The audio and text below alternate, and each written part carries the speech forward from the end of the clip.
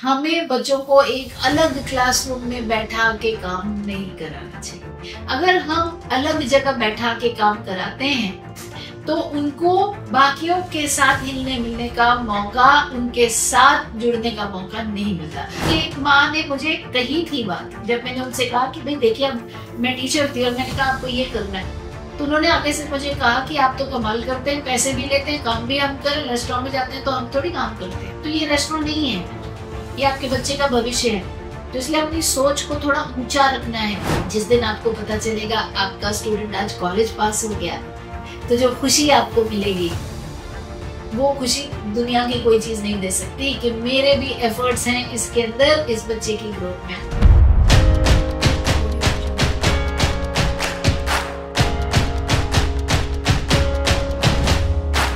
नमस्कार, मैं रजनी सिंह सशक्त एम्पावरिंग लाइव्स के हिंदी चैनल पर आपका तहे दिल से स्वागत करती हूँ। तो आज का टॉपिक एजुकेशन सिस्टम ऑटिस्टिक बच्चों के लिए है। क्या रेगुलर मेन स्ट्रीमिंग अच्छी है या स्पेशल एजुकेशन स्कूल में जाना चाहिए, क्या करना चाहिए? देखिए, ये अपना अपना पर्सनल ओपिनियन है। जहां तक अपना पर्सनल विचार है, अपना विचार है। जहां तक मेरा विचार है, हमें बच्चों को एक अलग क्लासरूम में बैठा के काम नहीं कराना चाहिए। अगर हम अलग जगह बैठा के काम कराते हैं तो उनको बाकियों के साथ हिलने मिलने का मौका, उनके साथ जुड़ने का मौका नहीं मिलता। अब एक बहुत बड़ा जो इसमें कंसर्न आता है वो ये होता है कि अगर हम इनको सबके साथ बिठाएंगे तो सारी क्लास डेसिमल कर रही है, इन्हें एडिशन आता है, तो क्या करें? तो आज हम इस चीज के ऊपर बात करने वाले हैं कि हम इसे कैसे हैंडल करें कि जब सारी क्लास डेसिमल कर रही है तो मेरा बच्चा भी वहां पर कुछ ना कुछ सीख के ही आ रहा है और बाकी बच्चों के साथ रल मिल के, साथ में मिक्स होके उनके साथ सोशल भी सीख रहा है, दोस्त भी बना रहा है। तो इसमें एक बहुत मेजर रोल स्कूल टीचर का आएगा, पेरेंट का आएगा, शैडो का आएगा, सभी का ही आएगा। और ये हमसे कुछ ज्यादा हार्डवर्क की भी डिमांड करेगा, पर ठीक है, एक बच्चे की जिंदगी बन रही है, डालना होगा हार्डवर्क तो डालेंगे, कोई दिक्कत नहीं।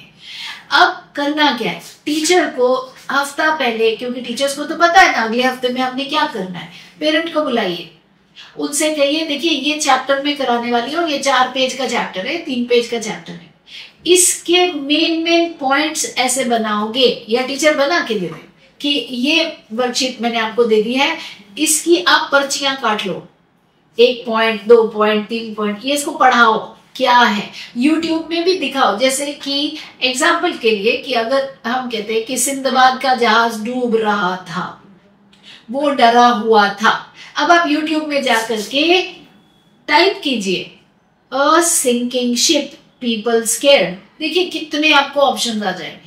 वहां दिखाइए, देखो ये हो रहा था सिंदबाद के साथ में, ओ माय गॉड। अब क्या मेंटल पिक्चर बन गई बच्चे को। अब इस तरीके से आपने स्ट्रिप्स बनाई और उसके दिमाग में एक पूरी मूवी फिट करी।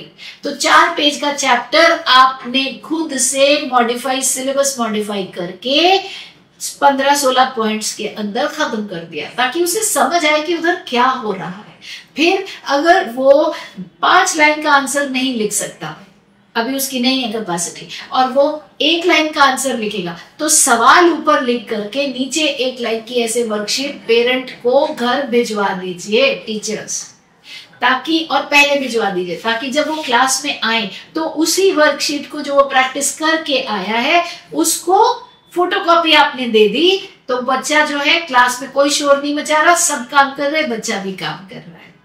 इस तरीके से हमें डील करना पड़ेगा। अब इसमें मैं पेरेंट्स को एक बात कहना चाहूंगी, ये वाली भावना अपने मन में प्लीज मत रखना। रेस्टोरेंट में जाते हैं, पैसा देते हैं, वो हमारे को चीज ला के देते हैं खाने की, हम थोड़ी उनके किचन में घुसते हैं। ये रेस्टोरेंट नहीं है। ये एग्जाम्पल मैं क्यों देती हूँ, क्योंकि ये एक माँ ने मुझे कही थी बात, जब मैंने उनसे कहा कि भाई देखिए अब मैं टीचर थी और मैंने कहा आपको ये करना है, तो उन्होंने आगे से मुझे कहा कि आप तो कमाल करते हैं, पैसे भी लेते हैं, काम भी हम करें, रेस्टोरेंट में जाते हैं तो हम थोड़ी काम करते हैं।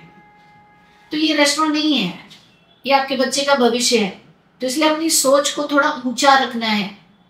अगर as a parent, as a माँ बाप, आप बच्चे की ग्रोथ के अंदर हिस्सा नहीं डालोगे, अपने हिस्से का काम नहीं करोगे, टीचर कुछ नहीं कर पाएगा। और ये मैं आपको दोनों तरफ से बता रही हूँ, मैं टीचर भी हूँ, मैं पेरेंट भी हूँ। और मैं टीचर के सामने ऐसे ही बैठती हूँ जब भी मेरे बच्चे के साथ में कि आप बताओ क्या करना है, क्योंकि मैं अपने लेवल का एफर्ट नहीं डालूंगी तो मैं उससे क्या उम्मीद करूंगी कि 30 बच्चों के बीच में, और वो कितनी बड़ी चीज सीख रहा है मेरा बच्चा। 30 बच्चों के बीच में शोर नहीं मचाना है, शाउट नहीं करना है, किसी को काटना नहीं है, किसी की रबड़ नहीं खा जानी, कहीं भाग नहीं जाना। वो सीख रहा है कि कैसे सीखना है, तो उसके पहले उसकी तैयारी घर पे कराना, ये जिम्मेदारी तो एज अ मदर मेरी बनती है ना। तो ये हमने ग्रुप वर्क करना है, तभी हम इंक्लूजन डिमांड कर सकते हैं। हम अपने अधिकार की बात तो कर ले और अपने कर्तव्य को भूल जाए तो अधिकार भी ना मिलता। तो एजुकेशन सिस्टम मेरे हिसाब से इंक्लूसिव सबसे अच्छा है, क्योंकि ये बच्चों को घुलने मिलने की आजादी देता है, इजाजत देता है, सिखाता है। लेकिन ये हमसे बहुत कुछ मांगता है, माँ से मांगता है, पिता से मांगता है, टीचर से मांगता है, शैडो से मांगता है। तो वो सब कुछ हमें पूरा करना है। अगर आप टीचर हैं और मुझे सुन रहे हैं तो याद रखिए, जिस दिन आपको पता चलेगा आपका स्टूडेंट आज कॉलेज पास हो गया, तो जो खुशी आपको मिलेगी वो खुशी दुनिया की कोई चीज नहीं दे सकती, कि मेरे भी एफर्ट्स हैं इसके अंदर, इस बच्चे की ग्रोथ में।